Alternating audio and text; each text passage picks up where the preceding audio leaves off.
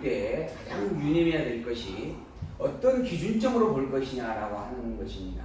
성경이라고 하는 것은 성경뿐만 아니라 우리가 접하며 살아가는 모든 어떤 섭리들은 사건들은 그 기준점에 따라서 이해되어지고 판단되어지는 것이 다 다를 수밖에 없습니다. 그래서 어떤 기준점에서 어떤 눈으로 어떤 지식을 선지식을 가지고 그것을 보느냐에 따라서 그에 대한 어떤 이해와 또는 그 내용의 의미와 그 뜻을 이렇게 새기는 것에 굉장한 다양성을 우리가 찾아볼 수 있는 게 너무 많죠.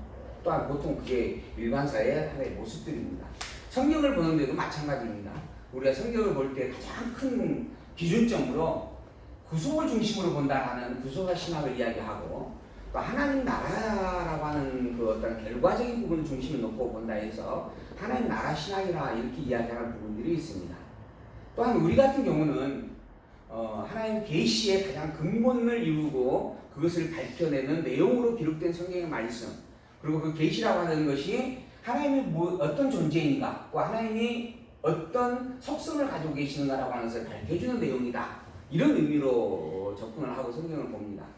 그리고 그 접근에 대한 의미를 가장 바르게 살필 수 있는 방식이 언약과 성취의 방식이다. 이렇게 기준을 가지고 있습니다. 문제는 그러한 각각의 기준점을 제시하면서 그 기준이 정말 성경을 보는데 합당한가 합당하지 아니한가라고 하는 것을 규명해내야 한다라는 것입니다. 그냥 나 혼자 나는 그런 기준으로 보겠다라고 이야기를 하고 보는 것은 사실은 그것은 독불장군이고 억지 주장일 수밖에 없는 경우들이 허다한 거죠. 그래서 이제 그러한 부분들, 내가 이러한 기준을 가지고 이것을 보게 되어지는 이유와 그 근거가 무엇인가라고 하는 것을 명백하게 밝히는 것은 정말 진실성을 회복하는 데 있어서 너무 중요한 일이 아닐 수가 없습니다.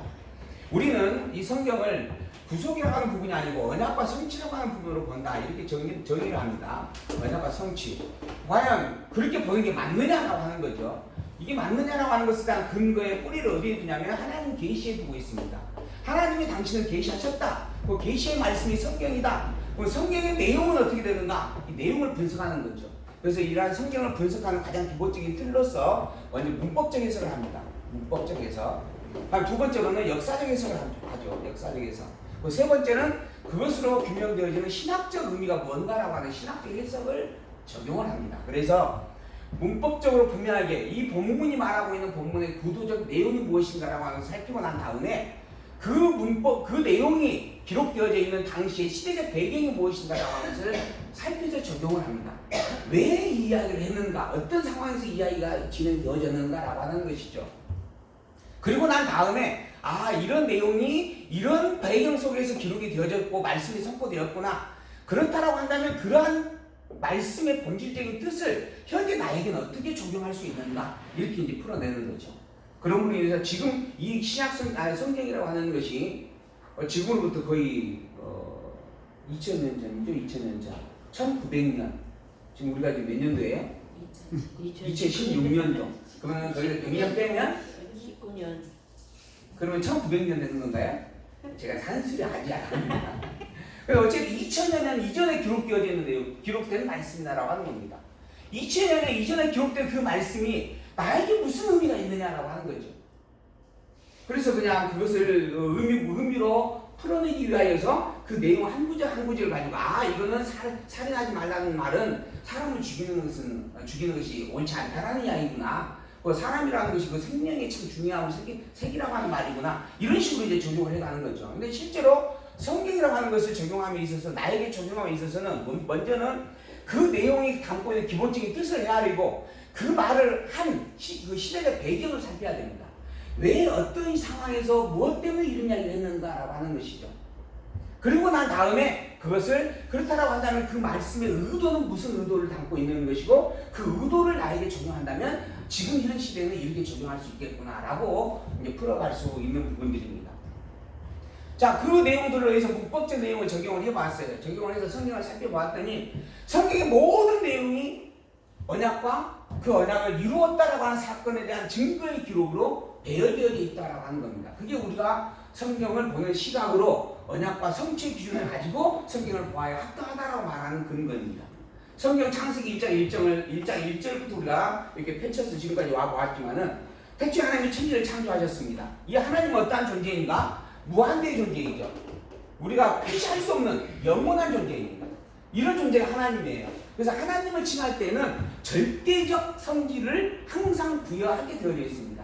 전능자, 절대 주권자, 인간의 시각으로서는 도저히 감당할 수 없는, 헤아릴 수 없는 존재라고 하는 거죠. 그런 존재가 하나님이라고 하는 존재입니다. 그래서 이 하나님이라고 하는 칭호는 오직 영원한 유일진리에게만 부여되어질 수 있는 칭호였습니다. 또한 그렇게 부여되어져야만 마땅한 칭호입니다. 그런데 그런 존재인 하나님이 당신의 존재가 어떠한 것인가라는 것을 깨달아 알게 하기 위하여 계시를 합니다. 계시. 그게 계시라고 하는 말의 뜻이에요. 당신을 드러내 알려주었다라고 하는 겁니다. 그 알려줌의 섭리로 만들어진 게 시간세계입니다. 피조세계라고 하는 것이죠. 이 피조세계라고 하는 것은 시간과 공간과 형상으로 규명되어지는 세계입니다. 바꿔 말하면 이 하나님, 영원하신 하나님은 시간과 공간과 형상으로 규명될 수 없는 존재인 것이죠. 그걸 초월한 존재인 겁니다. 그런 하나님을 그 누구도 깨달아 알 수 없고, 그래서 하나님께서 그걸 깨달아 알게 하는 방법으로 피조라고 하는 섭리를 행하게 되어졌습니다. 모든 것을 만들었다라고 하는 거예요. 창조하셨다라고 하는 겁니다. 이 창조된 피조 세계가 하나님께서는 첫째 날 빛과 어둠을 만드시고, 그리고 그 다음에 이제 궁창으로 윗물과 아래물 세계를 나누시고, 그리고 이 아래물 세계를 가지고 이제 흙으로 빚어서 사람들 만들고 짐승도 만들고 땅과 육지와 바다가 구별될 수 있게 섭리를 해가게 되어집니다. 그리고 이러한 피조 세계에 있는 존재에게 당신을 형상화해서 보여주게 되어지죠. 인식할 수 있는 대상으로 교육을 해가게 되어집니다. 그러한 교육의 방법으로 시간과 공간과 형상 속에서 규명되어지는 가장 구체적인 내용이 뭐였냐 하면 당신의 말씀을 선포해 주는 거였습니다. 영원하신 하나님이 당신을 드러내는 최초의 섭리가 바로 언약을 세운 일이었다라고 하는 겁니다. 그래서 인간을 만드셨고 그 인간인 아담에게 준 첫 번째 섭리가 바로 약속이었습니다. 그 약속을 우리가 너무 잘 알죠. 1장 28절에 있는 말씀입니다. 생육하라, 번성하라, 땅을 정복하여 땅에 충만케 되어져라 라고 하는 말씀이었습니다. 이렇게 약속을 선포하셨어요. 그 약속이 이루어져가는 과정 속에서 물론 타락이라고 하는 놀라운 아픔의 사건이 있었습니다. 그러나 하나님께서는 노아를 통하여서 다시 한번 이 약속을 반복해서 확인해 주었죠. 그리고 난 다음에 구체적으로 아브라함을 부르셔서 이제는 한 민족을 통한 민족적 약속을 선포하게 되어집니다. 이 아담에게 준 약속은 모든 인류를 대상으로 한 타락하기 이전에 주어진 섭리입니다. 근데 노아에게는 아담과 똑같은 내용의 약속을 주었지만 그리고 노아 또한 인류의 시대이기 때문에 전 인류를 대상으로 하는 내용의 약속이지만 타락한 이후의 약속입니다. 이런 성질의 차이가 있어요. 타락 전에 주어진 약속, 타락하고 난 이후에 주어진 약속이다라고 하는 겁니다. 그리고 더불어서 이게 아브라함이 주는 약속은 또 어떤 차이가 있는가? 이 노아의 후손으로 말미암아 셈과 함과 야벳의 자손들이 땅 끝으로 흩어져 나가서 생육하고 번성하게 되어졌습니다. 그 셈과 함과 야벳의 자손 중에서 오직 셈의 자손이죠. 셈의 자손 중에 한 사람을 불러냅니다. 셈의 자손도 여러 주류가 이제 나눠지게 되어지죠. 그 중에서 한 사람 아브라함을 불렀어요. 그리고 이 아브라함만을 하나의 씨앗으로 아브라함만을 민족의 조상으로 삼게 하여서 그의 씨앗으로 나라를 이루겠다라고 하는 약속을 선포해 주게 되어집니다. 이 나라에 대한 구체적인 약속으로서 너희 씨로 말미암아 자손이 생육번성이 된다라고 하는 약속을 해주었고 그 자손들이 거치할 가나안이라고 하는 땅을 내가 주겠다라고 하는 약속을 해주었고 그리고 난 다음에 그곳에서 왕을 세워서 통치의 원수를 이루게 하겠다라고 약속을 해줍니다. 이러한 세 가지 요소가 갖춰지게 되어지는 그곳을 나라라 칭하게 되어집니다. 그래서 이 나라의 세 가지 요소, 국민과 국토와 국권을 필수적인 세 가지 요소다라고 이야기를 하게 되어지죠. 이러한 나라라고 하는 이 섭리를 약속을 하시고 그 약속한 대로 자손들을 생육 번성하게 하셨죠. 애굽으로 내려가게 하였고 그곳에서 400년 동안 살게 하였고 그곳에서 이제 출애굽하게 되었고 그리고 나면 가나안 땅 440년이라고 하는 가나안 땅을 향해 나가는 여정들, 광야의 여정이 있죠. 이 광야의 여정을 겪게 하십니다. 그러면서 이야기하는 거예요. 내가 이 모든 일들을 왜 행한 줄 아느냐?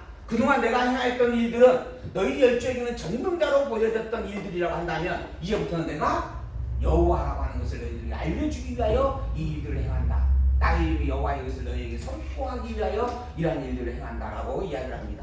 그리고 말끝마다 어떤 사건이 끝나갈 때마다 계속해서 반복해서 나오는 표현이 있습니다.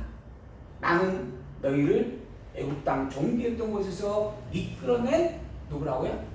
여호와니라. 이 여호와라고 하는 이름이 그때부터 어마어마하게 반복되어서 선포가 되어집니다. 당신의 여호와 되심을 알게 하기 위하여 이 모든 일들을 해왔다라고 하는 겁니다. 그리고 더불어서 내가 여호와인 것을 너희들이 확증한다면 너희들이 광야에서 40년 머물렀던 이 모든 일들의 경험을 통하여 내가 여호와인 것을 분명히 깨달았고 확증을 한다면 당당하게 내가 약속한 가나안 땅 들어가면 된다 라고 이야기를 하죠. 그 이전에는 그들이 이러한 믿음을 갖지 못하였다라고 하는 것을 성경이 이야기합니다. 그래서 홍해라고 하는 바다가 있었는데 이 홍해라고 하는 이 바다가 막혀있는 상황에서 하나님께서 모세를 통하여서 그 바다를 갈라주고 그리고 그것을 건너가게 하셨다라고 하는 거죠. 그런데 이 40년 교육을 끝내고 난 이후의 백성들에게 너희들이 나를 여호와인 줄 분명히 믿고 고백한다면 확증한다면 당당히 걸어가라 라고 말씀하였는데 그 말씀 따라 이 백성들이 요단강을 건너가게 되어집니다. 홍해는 하나님의 갈라놓고 건너가라 했다라고 하는 섭리의 내용이라고 사건이라고 한다면 요단강은 하나님께서 건너가라는 말씀을 명하셨는데 그 말씀을 들은 백성들이 담대하게 믿음으로 발을 들여놓았고 그러므로 말미암아 요단강이 갈라졌고 그리고 그 강을 건너가게 되어졌다라고 하는 거죠. 이런 놀라운 차이가 기록이 되어집니다.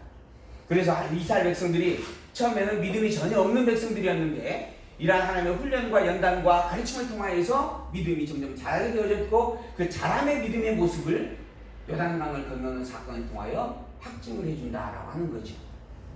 그리고 난 다음에 이제 가나안 땅 들어가서 당당하게 가나안 땅을 정복하여 살아가게 되어질 것인데 요단강을 건넌 그 백성들이 건너간 지 얼마 되어지지 않아서 곧바로 좌절과 절망을 하게 되어집니다. 왜 그랬어요? 눈앞에 어마어마한 거대한 성이 가로막고 있었기 때문에 그런 거죠. 천의 요소인 여리고 성이 그들의 앞을 가로막고 있었습니다. 그들은 이미 준비된 군인들이었고 이미 무장을 다 하고 있는 상태였고 그리고 방비가 다 대비되어 있는 상태였고 근데 이스라엘 백성들은 광야에서 죽어라 하면서 40년을 정말 버텨왔던 그런 민족이었고 어떻게 하다가 그 신앙의 고백으로 요단강을 건너오긴 했지만 그들과 비교해 볼 때 도저히 이 엄두가 나질 않았다라고 하는 거죠. 그래서 절망과 좌절을 맛보게 되어집니다. 그러니까 그 믿음이라고 하는 것이 아주 미약한 믿음에서 성숙하게 하였지만은 성숙한 믿음 역시 아직도 미약한 상태의 모습을 벗어날 수 없었다라고 하는 거죠. 그러한 부분을 하나님께서 계속 반복해서 훈련하고 또한 연단시켜 주어서 결국은 하나님의 믿음의 분량 안에 아름답게 자리매김 되어지도록 섭리를 해가게 되어지는 거죠. 어쨌든 이 가나안 땅 들어가는 첫 순간부터 절망하였던 백성들에게 하나님께서 당신의 능력을 보여줍니다. 당당하게 아무것도 하지 아니하였는데 전쟁을 한 것이 없어요. 그저 이스라엘 백성들이 그 여리고성을 하루에 한 바퀴씩 하나님의 말씀 따라 돌았을 뿐입니다. 그런데 그 말씀 따라 하나님께서 명하신 말씀대로 행하였더니 여리고성이 그냥 그대로 무너져 버렸다라고 하는 거죠. 그렇게 또 한 번 하나님 놀라운 능력을 경험한 백성들 그 능력 따라 너무너무 감격하여서 찬양을 부릅니다. 그리고 이제는 누구든지 다 이길 수 있다라고 그렇게 당당하게 마음을 먹고 또 그렇게 강대함을 고백을 하게 되어지죠. 그런데 그 강대함이 믿음으로서의 온전한 고백이 아니었습니다. 아직도 미약함이었고 눈에 보이는 환경에 대한 판단 기준점을 가지고 있었다라고 하는 거죠. 그래서 하나님께서 그것을 깨달아 알게 하려고 두 번째로 아이성을 만나게 하죠. 이 아이성을 만났어요. 이 아이성은 여리고성에 비하면 잽도 안 되는 곳이었습니다. 그래서 아예 숫자도 특별한 몇 명만 이렇게 숫자만을 뽑아가지고 정예 부대만을 뽑아가지고 이들만 가서 싸워도 이길 수 있다라고 그렇게 자부하고 갔던 것이죠. 근데 계속해서 패합니다. 두 번인가 패했죠. 제 기억에는 그래요. 두 번인가 패했어요. 두 번인가 도전을 했다가 패합니다. 그리고 난 다음에 이제 돌이켜서 우리가 왜 패했는가라고 하는 것에 대한 부분을 통곡하면서 작곡을 하게 되어지죠. 그게 자기들의 교만이었다라고 하는 것은 하나님의 힘으로 여리고 성도 무너진 것이고, 아무리 작다 할지라도 그 역시 하나님의 힘으로 말미암아 무너지는 일들이고, 이 모든 만사 만물의 주인 되시니가 하나님인 것인데 그걸 망각하고 내가 주인인 것처럼 착각을 했다라고 하는 겁니다. 그 기도를 들으시고 하나님께서 아이성을 정복하도록 섭리를 가시죠. 이러면서 또다시 그 어떠한 크고 작은 일을 불문하고 모든 섭리의 주인은 누구다? 살아계신 하나님이시다 라고 하는 것을 선포해 줍니다. 그런 연단의 섭리 속에서 약속한 약속을 그 하나하나 이루어 주는 사건들을 경험케 하시고, 그리고 또한 실제로 또 약속한 대로 왕도 세워주셨습니다. 그래서 언약하고 언약대로 이루어진 내용들을 기록하고 있는 말씀이더라라고 하는 게 성경에 대한 규명이었습니다. 그래서 우리 성경을 바라보는 기준은 언약과 성취의 구도로 바라본다라고 이야기를 하게 되어지는 것이죠. 그 내용을 통하여서 하나님이 무엇을 말하고 있으며 어느 시대에 그 이야기를 하고 계셨는가, 그로 말미암아 본질적 근본 목적은 무엇이었는가라고 하는 것을 우리는 분명하게 규정을 내립니다. 바로 모든 것들의 근본된 본질은 하나님이 무엇이 누구인가, 하나님이 어떠한 분인가라고 해서 알게 하기 위한 것이다. 이게 결국은 성경의 출발점이었고 또한 더불어 성경의 결론이 되어질 수밖에 없다라고 하는 것이죠. 그 하나님께서 당신을 증거하는 최고의 표적으로 그리스도를 약속하셨습니다. 태초에 하나님의 천지를 창조했죠. 그리고 창조하는 순간 빛이 있으라 하심에 빛이 있게 되어집니다. 그 빛으로부터 시작되어져서 그리스도가 선포되어졌고 끊임없이 그 그리스도를 약속을 해줍니다. 그리고 약속한 대로 그리스도를 보내셨습니다. 그 약속된 그리스도가 너희의 구원자다라고 선포를 해주시는 거죠. 문제는 그 약속된 그리스도를 영접하느냐 영접하지 않느냐의 문제가 대부가 되어졌죠. 그래서 그 그리스도가 누구인지를 먼저 명백하게 밝혀줍니다. 내가 너희에게 약속한 대로 대속주인 그리스도를 이 땅에 보냈고 그 약속대로 보낸 그리스도가 바로 이분이다라고 하는 거죠. 그 첫 번째로 증거를 하는 자가 바로 누구죠? 세례요한인가요? 세례요한이 증거를 합니다. 내 뒤에 오실 그분이 그리스도다. 근데 나는 아직 그분에 대해서 알지 못한다. 그런데 그분이 나타나가지고 당신이 그리스도를 증거해주는 증표가 있게 되어지는데 바로 그분의 머리 위에 성령이 임하여 계신다라고 하는 하나님의 말씀이었다 하는 거죠. 그리고 예수님을 만나게 되어졌습니다. 근데 예수님의 머리 위에 성령이 임하였다라고 하는 거죠. 그래서 세례요한이 바로 저분이 그리스도다, 내 뒤에 오실 자라고 내가 그렇게 입이 부르트도록 외치고 선포하고 증거했던 바로 그 그리스도이시다. 그래서 예수는 그리스도이다 라고 하는 것이죠. 예수는 그리스도이시다. 세례요한이 증거를 했습니다. 거기에 또한 성령 하나님이 함께함을 증거하시고, 그리고 또한 성부 하나님께서도 하늘에서 소리를 내서 증거를 해줍니다. 이는 내 사랑하는 아들이다, 하나님의 아들이다라고 하는 겁니다. 그래서 많은 이들이, 특히 나사렛에서 예수님과 함께 자라고 생활하였던 이들은 인간으로서 예수님만을 바라보게 되어지죠. 그리고 인간으로서 예수님만을 생각하였습니다. 끊임없이 예수님께서 표적을 행하고 안진병을 일으키고 있는데도 불구하고 너는 나사렛에서 나와 함께 살았던 예수 아니냐? 목수의 아들 아니냐? 라고 하면서 그리스도, 즉 하나님의 아들임을 부인하게 되어집니다. 그런데 예수님께서는 하나님의 능력을 끊임없이 드러내고 선포하고 보여주십니다. 당신을 알고 있는 자들을 말미암아 내가 하나님의 아들이라는 것을 인식하고 인정하지 못한다라고 할지라도 내가 행한 일들을 보고서는 이게 하나님의 능력으로 행해진 일이라고 하는 것을 인정할 수밖에 없지 않느냐. 그러니 그걸 보고서라도 내가 하나님의 아들이요 내가 그리스도라는 것을 인정하고 고백하고 시인하라라고 하는 말씀을 주기까지 하죠. 그 예수님을 그리스도로 아는 그 신앙으로 말미암아 하나님을 너무 명백하게 드러내는 하나님 계시의 섭리를 완성해 가신다라고 하는 겁니다. 이게 신구약 성경입니다.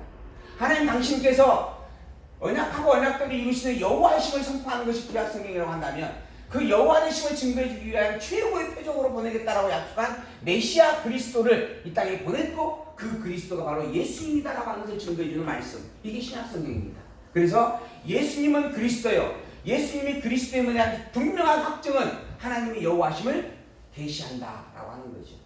그래서 예수 그리스도를 통하여서 영원한 여호와 하나님을 찬양하며 사는 신앙, 그게 우리가 추구하는, 일단 우리가 고백하고 있는 성경대로 알고 믿는 우리의 기독교 신앙이다라고 이렇게 정리를 해볼 수 있는 부분들입니다.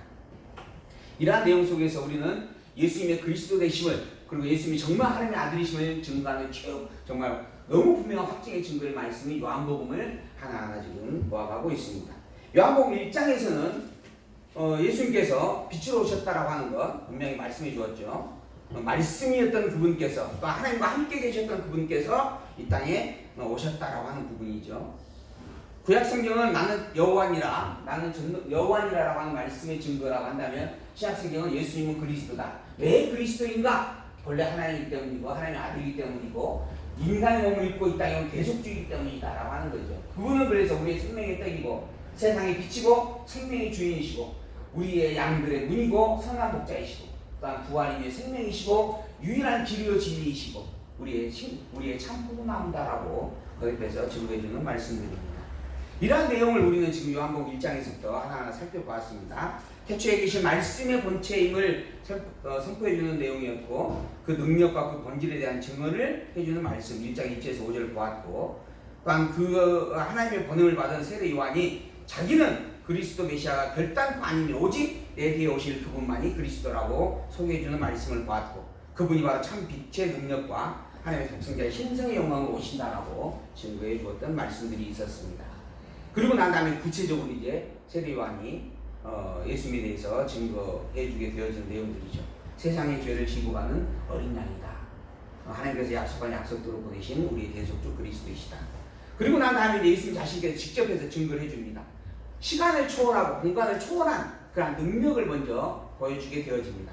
물론 포도주를 만드는 그런 섭리도 보여주고, 또한 나다나엘이라고 하는 그 사람을 통하여 사람에게 전혀 본 적도 만난 적도 없었지만은 그가 과거에 어떤 곳에서 있었는가라고 하는 것을 드러내면서 시공을 초월한 하나님의 능력을 또한 보여주게 되어집니다.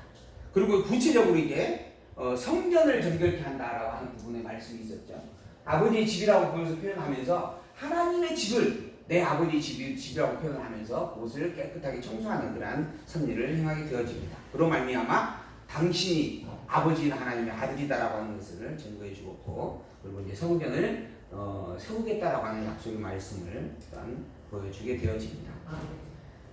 이러한 상황 속에서 이제 영생을 어떻게 하면 얻을 수 있는가라고 니고데모가 요청을 하는 그러한 질문이 있었어요. 우리가 대체 그렇다라고 한다면 영생을 얻기를 소망하는 것이 마땅한 것인데 어떻게 해야 영생을 얻을 수 있습니까? 라고 물었던 거죠. 그에게 물과 성령으로 거듭나야 영생을 얻는다라고 이야기합니다. 이 물과 성령으로 거듭나는 것은 결국은 대속주인 그리스도를 의지한다라는 이야기죠.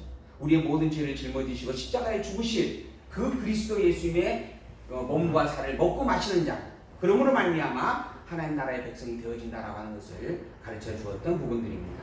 그 예수가 그리스도를 믿는 자마다 영생을 얻게 한다라고 하는 말씀을 또 선포해 주고, 그러한 하나님의 아들 되심을 확인을 해 주었다라고 하는 증거의 말씀들 요한복음 1장을 통해서 3장까지 우리가 살펴보았습니다. 그리고 이어서 이제 4장에 있는 말씀, 세상의 구주가 되시는 것을 보여주는 거죠. 사마리아에 있던 여인들에게 물을 구하다가 거절을 당하게 되어지는데, 그 여자에게 진정한 참된 성수가 무엇인지, 그리고 당신이 진정한 참된 성수이라고 하는 것을 밝혀주면서 왜 그러는지를 증거해 줍니다. 그건 선지자로서, 즉 하나님의 권능을 받은 자로서 가능한 일인데, 이 사마리아 여인의 남편에 대한 이야기를 해가면서 그러면서 하나님의 능력을 드러내게 되어지는 그러한 일들이 기록이 되어져 있습니다. 그로 말미암아 물을 길러 왔던 이 사마리아 여인이 예수님이 정말 하나님의 아들, 하나님께서 보낸 그리스도와 틀림없다라고 하는 것을 마을에 가서 증거를 하게 되어지고, 마을 사람들이 또한 그것이 진짜가 아닌가 확인하러 왔죠. 확인하고 난 다음에 여인에게 하는 이야기가 있습니다. 당신이 말함으로 말미암아 우리가 그 예수님이 그리스도라고 믿는 게 아니고 이제는 우리가 직접 보고 정말 그리스도와 틀림없다라고 그렇게 믿는다라는 이야기죠. 기억나시죠? 이런 내용들입니다. 그리고 나서 이제 5장에 있는 부분들, 사마리아 세상의 구주라고 하는 5장, 심판의 원세를 가지고 있다라고 하는 부분을 증거해 주었고, 그리고 이제 6장 넘어가서 이제 생명과 참 빛으로 오셨다라고 하는 것을 증거를 해주게 되어집니다. 우리가 이 앞 시간에 지금 6장까지 했나요? 6장의 본문까지 살펴보았습니다.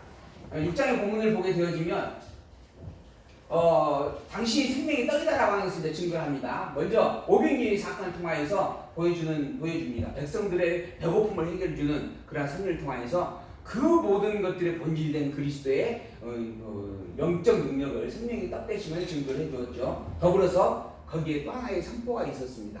이 모든 먹고 남은 떡을 모아라라고 하는 겁니다. 모았더니 12광구가 남아졌다. 이 말이 무슨 의미가 있었는가 우리가 뒤에서 살펴보았죠. 나중에 많은 사람들이 또 예수님을 찾아왔어요. 그때 예수님께서 하신 이야기입니다. 너희들이 내가 그리스도라고 하는 것을 믿는 믿음으로 날 찾는 게 아니고 얼마 전에 먹었던 그 떡을 기억하고 나를 찾는 것이다. 그래서 세상의 왕으로 나를 지금 여기고 있는 부분들이 이건 잘못된 것이다. 이걸 가르쳐주기 위해서 12광주가 남는 그런 부분을 또 보여주었다라고 하는 겁니다. 그리고 제자들에게 물을 걷는 표적도 보여주시고 그리고 난 다음에 생명의 떡으로 세상에 오셨다라고 하는 것. 예수의 그리스도이심을 믿는 그것이 하나님의 뜻이다라고 하는 것을 또한 분명하게 증거해 주었던 말씀드립니다. 그리고 이 앞 시간에 우리가 6장 마지막 절까지는 봤으니까 살펴보고 7장으로 넘어가도록 하겠습니다. 이제 중요한 말씀이 6장 28절에 하나 있는데요. 우리가 어떻게 하여 하나님의 일을 하오리까 해서 사람들이 관심이 하나님의 일에 대해서 관심을 보입니다. 하나님의 일이 대체 무엇이고 어떻게 해야 됩니까? 라고 묻는 거예요. 그래서 예수께서 대답해 줍니다. 하나님의 보내신 자를 믿는 그것이 하나님의 일이다. 또 하나님의 일을 하는 것이다. 라고 하는 겁니다. 하나님의 보내신 자가 누구인가? 바로 그리스도죠. 그리고 그 그리스도 오신 이는 예수님입니다. 그러니까는 예수님이 그리스도라고 하는 것을 믿는 그것이 하나님의 일이다. 하나님을 믿는 일이다. 라고 하는 겁니다.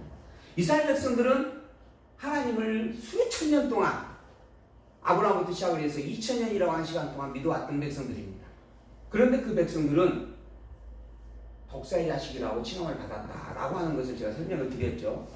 분명 그들의 입은 매 순간순간마다 여호와 하나님을 달고 살았고 그리고 매 순간순간마다 할 수만 있으면은 모임에 있었고 그리고 또 아예 율법을 모세 오경의 율법을 다 암송하며 살았고 그걸 이마에 손등에 또 문설주에 바르면서 매일 눈에 보일 수 있는 곳에서 보게끔 그렇게 생활을 하면서 살아갔다라고 하는 겁니다. 근데 그런 백성들이 하나님께서 평가하기에는 하나님의 백성이 아니다라고 말을 하고 있다라는 겁니다. 왜 그러는가? 하나님의 일을 제대로 안다면 예수의 그리스도이심을 알 수밖에 없는 것인데 예수의 그리스도이심을 부정하였기 때문이다라고 하는 겁니다.